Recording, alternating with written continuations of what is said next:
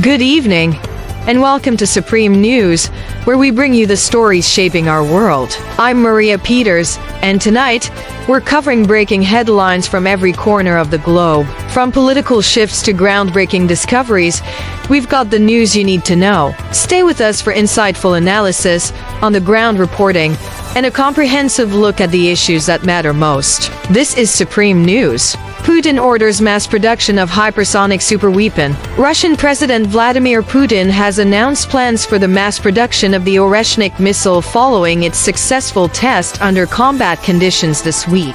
The missile was reportedly deployed against a Ukrainian military installation in Dnipro. The Oreshnik, a hypersonic ballistic missile, boasts a range of up to 5,800 kilometers and speeds reaching 12,000 kilometers per hour. It is capable of delivering an 80-kilogram warhead to multiple targets simultaneously, placing all NATO countries within striking distance. While the recent test used a conventional warhead, Putin hinted that future deployments could include nuclear payloads, signaling a warning to Western powers. Although Western experts believe the Oreshnik remains in its experimental stage and that Moscow possesses only a limited number of these missiles, Putin's directive to ramp up production suggests a significant shift. He emphasized that Russia already has an operational stockpile of these weapons, which he claimed are unmatched globally. This development highlights Russia's growing focus on advancing its strategic missile capabilities amid escalating geopolitical tensions. Israel.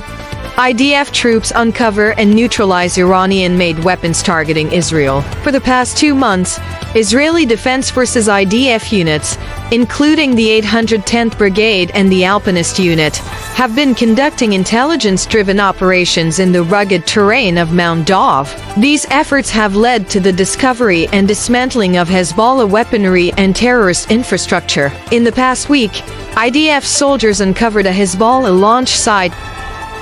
Trump's mass deportation plan could threaten economic growth, analysts warn. President-elect Donald Trump's proposed hardline immigration policies, including a mass deportation plan, could have significant economic repercussions. Analysts caution. Sectors such as agriculture, construction, and hospitality, which rely heavily on undocumented workers, are likely to be among the hardest hit. The United States is home to approximately 11 million unauthorized immigrants, with an estimated 8.3 million participating in the labor force in 2022, representing nearly 5% of the workforce, according to Pew Research Center data. During his campaign, Trump claimed that illegal immigration harms American workers, stating, "Americans are being squeezed out of the labor force and their jobs are taken." However, experts argue that industries reliant on undocumented workers have long struggled to attract American employees. According to a report by the American Immigration Council (AIC), the construction and agriculture sectors could lose at least 1 in 8 workers under Trump's deportation plans. In hospitality, roughly 1 in 14 workers could face deportation. Specific roles such as plasterers, roofers, painters, and housekeeping cleaners could see labor shortages of 25% to 30%. The economic impact of these policies could be substantial. A joint study by the American Enterprise Institute, a Brookings Institution, and Niskanen Center estimated that GDP growth in 2025 could decline by 0.4 percentage points due to fewer foreign workers producing goods and services, compounded by reduced consumer spending from these groups. In a more extreme scenario, a Peterson Institute for International Economics Analysis suggested that expelling all 8.3 million undocumented workers could reduce economic growth by 7.4% by 2028, effectively stalling net economic growth during a second Trump term.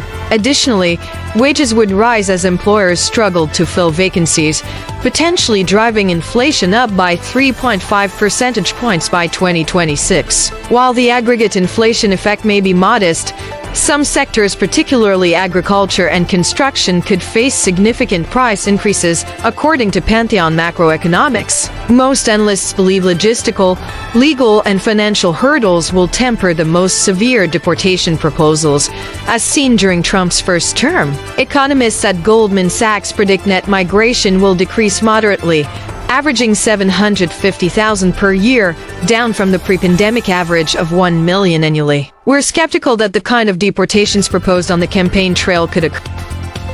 And that wraps up tonight's coverage on Supreme News, where we bring you the stories shaping the world. Thank you for joining me, Maria Peter, as we continue to keep you informed and connected. Don't forget to subscribe to Supreme News for all the latest updates, breaking headlines, and in-depth reporting from around the globe. Stay safe, stay informed, and we'll see you next time. Bye.